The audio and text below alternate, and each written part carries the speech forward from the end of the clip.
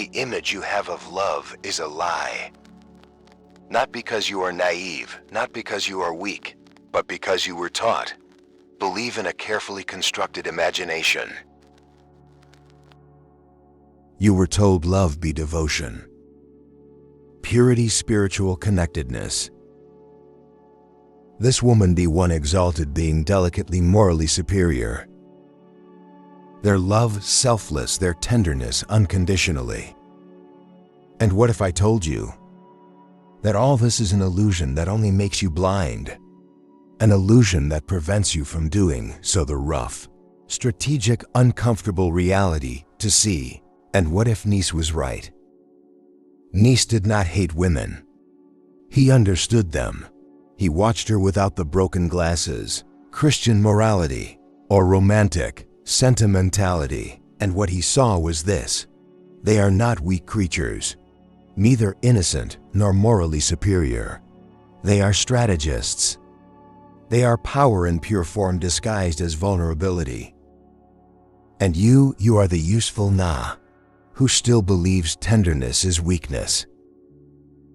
Error. From childhood we are taught to idealize, to project, seeing in the other what we are missing. But NZ warns us, what we project to others distances us from the truth. You love a woman, not you love what you think of her, what you need from her that suits you. But that is not her. She is much more. She is instinct. She is survive. She is calculation, not out of hate, but from the necessity to adapt to a world which she has always excluded from visible power. So she learned to dominate from the hidden. While you search for understanding, it analyzes your weaknesses. While you dream about the fusion of souls, she estimates how far it can influence without you noticing.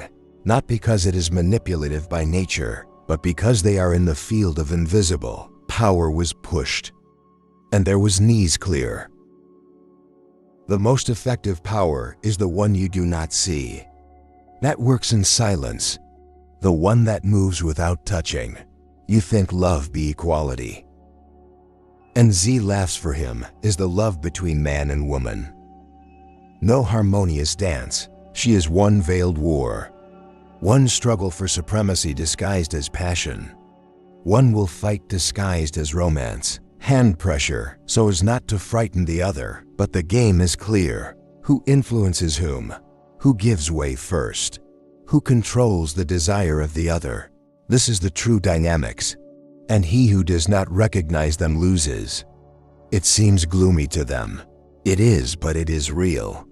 And that is what Ensa demands of us. Stop idealizing them. Stop moralizing them. Stop hiding impulses behind ethical masks. Love is not pure. It is an evolutionary strategy. She is desire. She is ego. She is need. That does not make them bad. That makes them human. And the human is always ambivalent. Ensa does not despise women. He despises the caricature that men make of them. This picture of the pure muse of the lady, the angel figure is waiting, that redeems the man from his brutality. This picture says Ensi is a phase. And the worst is that many prefer this phase to the truth, because the truth brings unease. It means to accept that also the woman desires, fights and uses its power in its own way. And here comes the hardest blow. This supposed female morality, this ethical superiority thus celebrated, is not a virtue. She is struggle for survival. It is strategic adaptation to centuries of exclusion. You cannot control the outside world. Master the inner world of the other. Learn to become indispensable, not by force, but through influence. This is psychological power. This is relationship control. And Nies saw this with a clarity that is frightening. Where do you belong in all this? Who are you in this covert war? The romantic, who exists unconditionally, or the one who dares to do so? To look behind the veil. Because the truth is, who does not see through the game is part of the game board. who believes love be one refuge, does not understand that she is also one. The woman says Nietzsche is not inferior. She is something else. She works according to other rules, not because it is fundamentally different, but because history has forced them to develop other weapons. Where the man raises his voice, the woman whispers. Where the man demands influences the woman.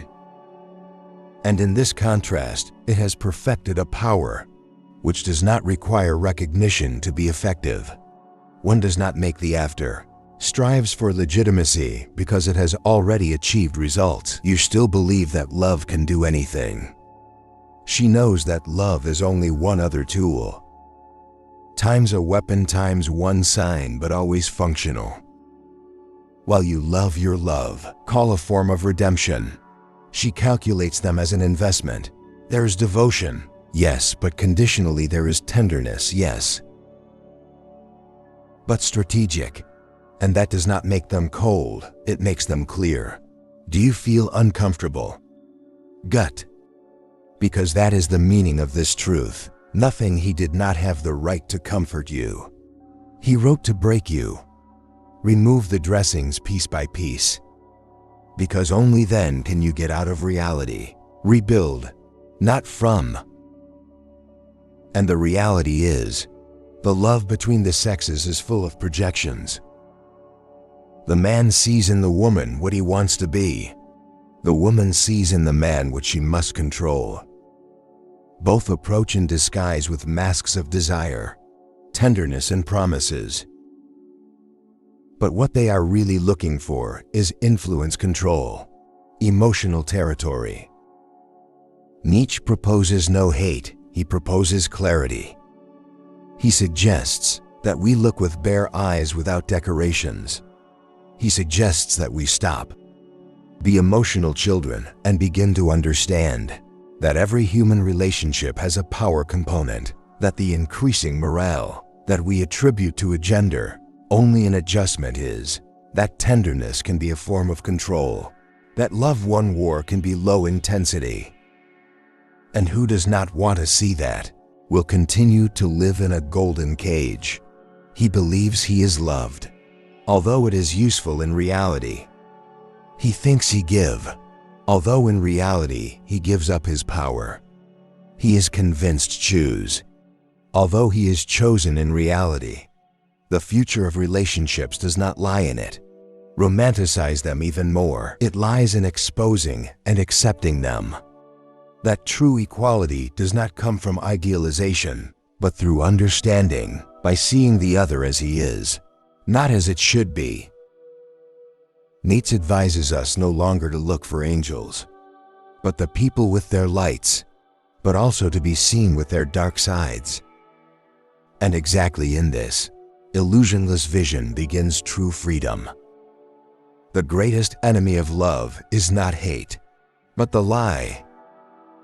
And today's love that you have in movies, social networks, and season-motivating sayings is full of sweet lies. Enns wants you to tear it out with the root. Because as long as you believe that she is naturally better than you will give more and more power. And as long as she believes that you are their emotional savior, she will play a role that is not hers. Do you really want to love? Then start to finish your needs. For who unconditional devotion needs and who gives himself unconditionally loses influence. And who loses his influence becomes an emotional slave. Ensel does not want this for you.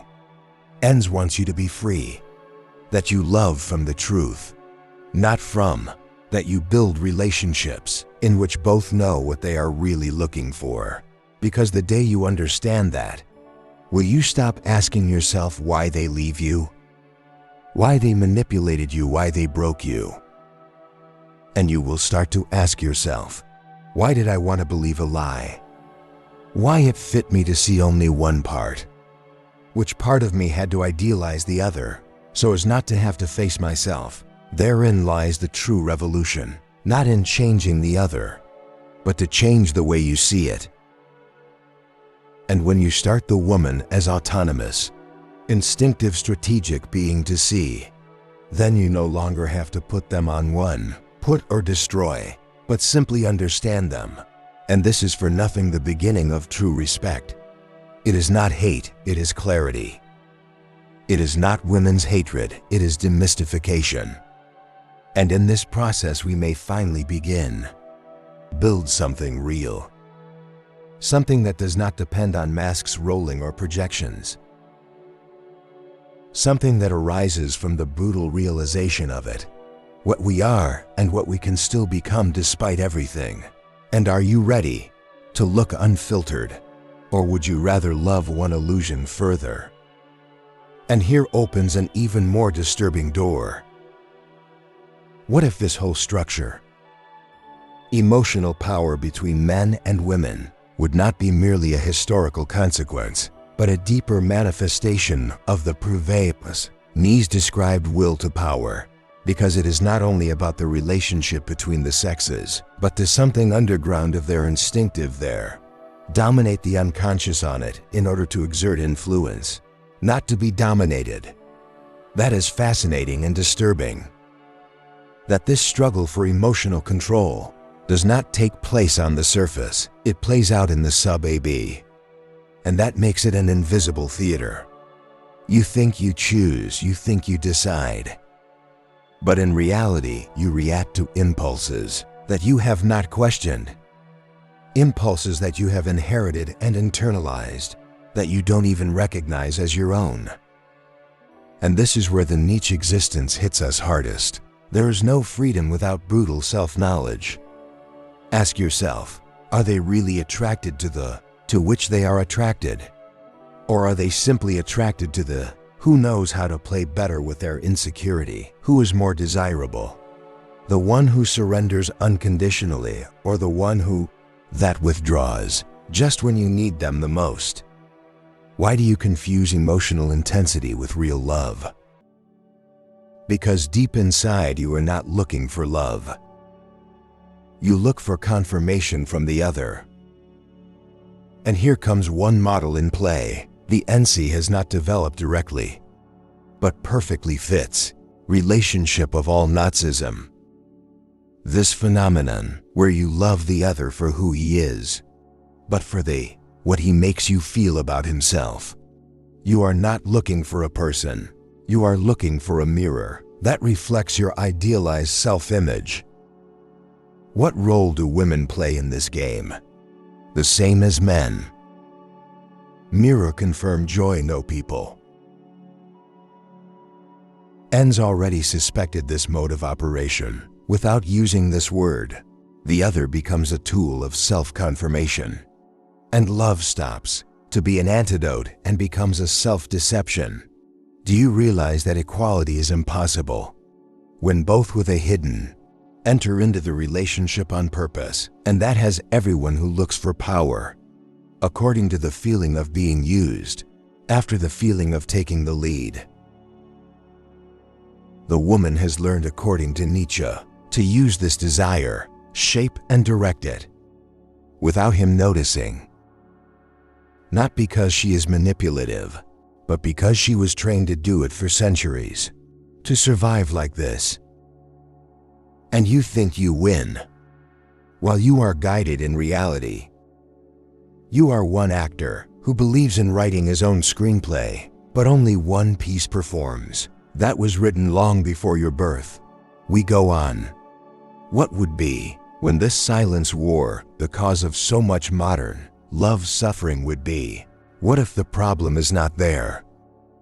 That we do not understand each other, but that we do not want to understand each other. Because to accept that the other does not come to complete you, but to challenge you requires maturity. And the childlike love spoke of the Nietzsche does not want maturity. She wants protection, she wants salvation, she wants fiction. You have been taught that love heals you, complete you, will raise you. But Nietzsche mocks this idea. For as long as you seek salvation in the other, you have not understood anything. The other is not your savior. The other is one mirror, sometimes one broken. You have the courage to look there, because that is the big test. To view the other without a filter is to look at oneself without excuses. And that is frightening. That's why you idealize. That's why you imagine the imagination of the angel-like woman, the one who will never cheat you, the one who will always understand you, the one that does not play with your feelings, because you are not ready to accept that you also play, that you also manipulate, that you too strive for power even if you deny it. True love, if there is such a thing, do not start with asking. It begins with the truth about who you are, with the truth about who she is, and with the courage, not having to beautify this truth. But that means something to lose. It means no longer to be the hero of your own love movie. It means to accept that you are not the center of attention, that you are not indispensable, that you are not wiser, because you are one man, even purer, because you suffer. And here comes one more theme, the N. Z with brutal elegance, hinted emotional revenge. This silent force that moves many relationships. How many times have they only loved to take revenge on their loneliness? How many times did they look for someone just to not feel inferior? How many times have they coveted someone, not because the other puts them on, but because his confirmation would add value to them? And Z understood that. Often love is not born out of love, but out of resentment. Resentment against the world, against their childhood, against their feeling of inadequacy. And instead of healing, they project. They become the actor of an emotional revenge that they don't even know they are going to run. And do you know who is the most frequent target of this revenge? The woman, because she embodies what they fear most. The possibility that she does not need them. The possibility that she chooses not to love them, not to be dependent on them. Enns knew that many men do not want to love a woman. They try to tame their autonomy. They do not want a companion. They want a confirmation that breathes. And this is most dangerous when love becomes a tool to control the freedom of the other, to ensure that he does not escape, that he does not ascend, that he does not outgrow you. Because if he does, what remains of your power, and yet the other remains free, it remains opaque. He remains one universe that you cannot fully master. And that hurts because you wanted security, not truth. You did not want certainty, mystery. You wanted control, not mutual freedom. But Nietzsche leaves you no choice between convenience, haze you into discomfort. He forces you to admit that you often do not love the other for it, who he is, but in favor, what feeling he gives you about yourself. And that is not love. This is veiled need. You see what is behind the veil. It is not cruelty. It is complexity. It is not the evil. It is the will to power. And this will does not distinguish between the sexes. Both have it, both use it. Sometimes with tenderness, sometimes with cruelty, sometimes unconsciously. And that is exactly what makes love so deeply human and so dangerous. So next time you meet in a relationship like one, victim feel, ask you, were you really deceived? Or would you rather not see it? Were you really manipulated? Or have you had yourself manipulated so as not to have to face your inner teaching? Did she really play with you, or was it your need that has created the perfect stage for your? Because in the end, Enzi does not tell you that you shall not love. He tells you to wake up. Don't give your soul away for one smile. Do not confuse affection with submission. Do not think that the other completes you when you haven't even seen yourself. Love is not salvation. She is one mirror, And if you do not like what you see, it is not the other person's fault. It is your task, your philosophy and your living flesh. And do you still want to love, or do you just want to flee from yourself? So what will remain with you when all illusions are destroyed? What remains to you when you look into the emotional mirror and can no longer lie to yourself? You have what always there was you. Not that you wanted to fit in. Not that you loved that day for convenience. Not that you knelt this out of fear of loss, but that you stood upright after everything else collapsed. And here begins the really interesting part. When you no longer need to be loved, to feel you precious, when you no longer seek salvation in the other, when you play the games that you once confused with love, no longer accept, then you are finally ready to love without losing yourself, not to own from the desire, nor to be accepted out of fear, but from the clear decision to share your freedom with another freedom. And that, my friend, is a silent revolution. One that you will neither see in movies nor hear in songs, because true love makes no noise. It does not have to be proclaimed. It is not dependent on likes or demonstrations. True love is like a tectonic force, invisible from the outside, but able to move continents from within. And to get there, you must first cross the desert where not so want to lose you. Because only there the foreign voices fade away. Only there the masks break. Only there, in this unbearable emptiness, find something that neither makes nor can give you recognition, truth, and I warn you, when you get there, there is no more going back. Because who once saw cannot stop watching. Who once understood how the game works can no longer play it the way it was before. You can no longer look at anyone and think, love be innocent. You can no longer deal with the emotional, yin comfort of ignorance. But this is not sadness, that is power. Because now you can choose.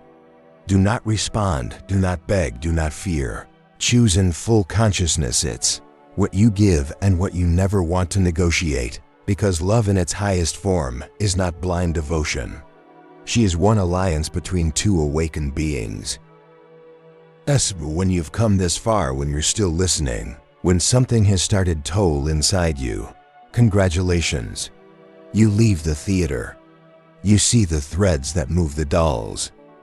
And now you have an option that only a few have. Stop acting and start living. And now I load you one to do something more radical than any declaration of love. Subscribe me if you dare, to continue to see the truth unfiltered. Because this channel is not there to entertain you. He is there to destroy you and then help you. To build you up again. And I would like that you leave me a sentence in the comments, only one: the truth needs no applause. If you have made it this far, I would like to know. Because those who watch until the end are those who don't want stories anymore. They want philosophical weapons. Thanks for watching with open eyes. See you in the next video. Or not. Maybe our paths simply cross at some point in the consciousness, where masks no longer work and only the I remains. And remember, the most dangerous whispers do not come from others. They come from yourself just before you fall asleep again. Good night. Or even better, good awakening.